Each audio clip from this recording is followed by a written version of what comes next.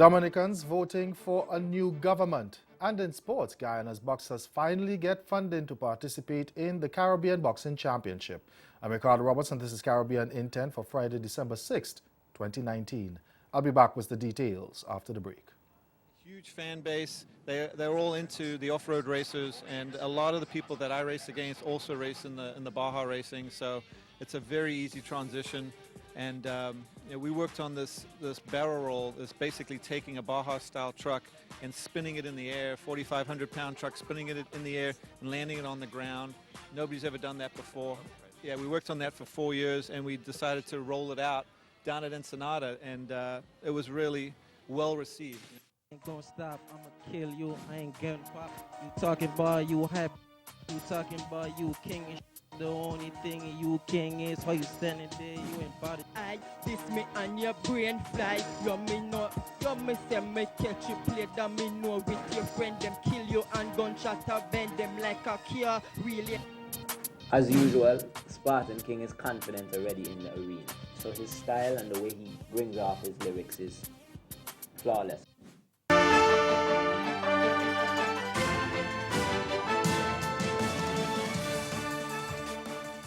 Voting is underway in Dominica as citizens cast their ballots to either re-elect the Dominica Labour Party or choose new leadership in the form of the United Workers' Party.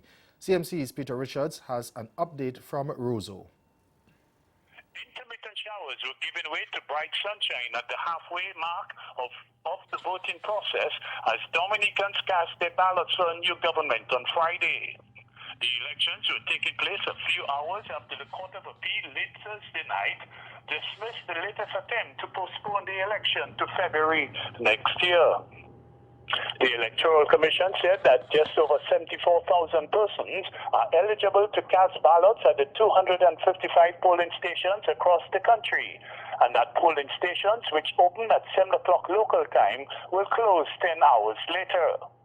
The three-member panel of the Eastern Caribbean Supreme Court, late on Thursday after hearing arguments all day, denied an appeal of a High Court ruling that it had no jurisdiction to hear an application filed by several Dominicans who had sought an interim injunction restraining the parties concerned from holding elections on December 6th or any other date prior to February 5th, 2020, unless the procedures are fully in place to hold the elections. Earlier this week, Justice Bernie Stevenson said that the elections in question can only be challenged by election petition after the polls have taken place. The Court of Appeal ruled that it will not disturb the decision of the trial judge. The election is a straight contest between the ruling Dominica Labour Party, the DLP, and the main opposition United Workers' Party for control of the 21-seat parliament. Prime Minister Roosevelt Skerrit, who is seeking an unprecedented fourth term in office, is confident of a landslide victory, while opposition leader Lennox Linton, who is taking the UWP into a second general election, is confident that despite what he terms a lack of free and fair general elections, he is able to pull out the victory.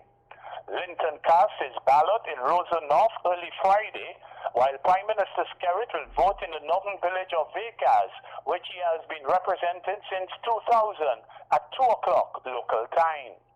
The campaign has been marred by several incidents of violence, mainly in the UWP-held strongholds of Marigot and Salisbury. And the elections are being monitored by several regional and international observer teams, including the Organization of American States, the OAS, the United Nations, the Commonwealth, and the Caribbean Community, CARICOM. In the last general election, the DLP won 15 of the 21 seats, with the remainder going to the UWP. From Roseau in Dominica, I am Peter Richards for CMC News. Meantime, the Organization of Eastern Caribbean States Bar Association has expressed concern about recent attacks on members of the judiciary in Dominica. In a statement yesterday, it said it was particularly concerned about the attacks on Justice Bernie Stevenson, who had heard the election challenge case in the High Court. The association said the judge had come under sustained and seemingly well-orchestrated attacks, threatening her own safety and personal security. It condemned the attacks and called on authorities to take the necessary measures to ensure that proper systems are in place for the safety and security for Justice Stevenson and other judicial officers. Staying on the political front, but we head over to Guyana. The recently formed Change Guyana political party says it will use any parliamentary influence it garners at the upcoming general and regional elections used to push for constitutional reform. Among the reform proposals are reducing the powers of the president and ensuring that citizens are actively involved in the decision-making process. Party member Sassi says a referendum on a new constitution is necessary. Such a constitution will return power to the people. Guyana will become a democracy. This will be the beginning to the end of racial politics, racial discrimination, marginalization, corruption, and incompetence.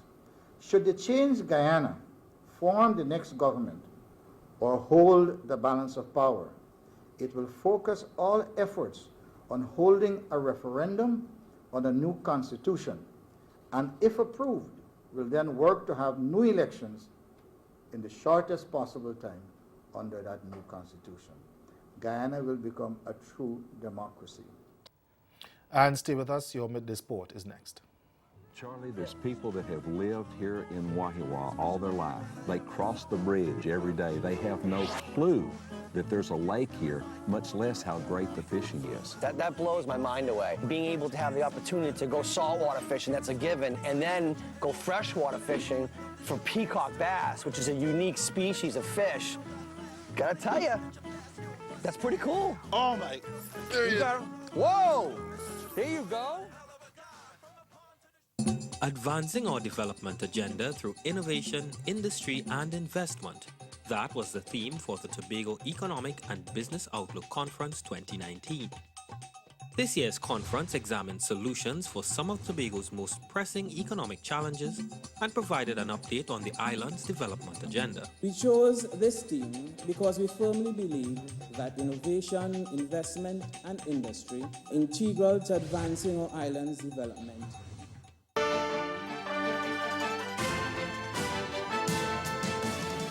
Guyana's boxers finally get funding to participate in the Caribbean Boxing Championship after months of wrangling between the Boxing Board and the Sports Commission. HGP Stanford Howell reports. After what seemed like a never-ending battle between the National Sports Commission and the GBA authorities on monies needed for the local boxers to travel to the Caribbean Boxing Championship, the issue has finally been resolved. The local contingent left on Wednesday to defend their title in the Twin Island Republic. According to President of GBA, Stephen Ninval, some $5 million Guyana dollars was needed to finance the expense of the original squad.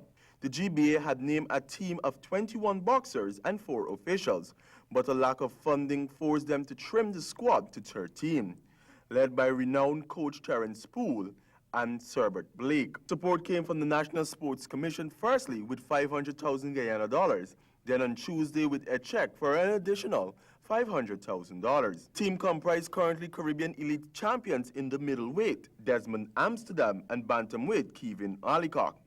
The Jackman sisters, Mark Crawford, Richard Howard, Abiola Jackman, Emanuela Pompey, Colin Lewis, Julius Kesney, Kevin McKenzie, Dennis Thomas, Darren France, and Kevin Hunt. Some 21 nations are set to battle at the championships, including powerhouse Cuba, who have produced several world and Olympic champions. This would be the first time that Cuba, Venezuela, Puerto Rico, and the Dominican Republic are expecting to send boxers to the event, and they're expecting to make an impact. For HGP Sports. And that's Caribbean in 10. Join us again at 6:30 for Caribbean Newsline. Good afternoon.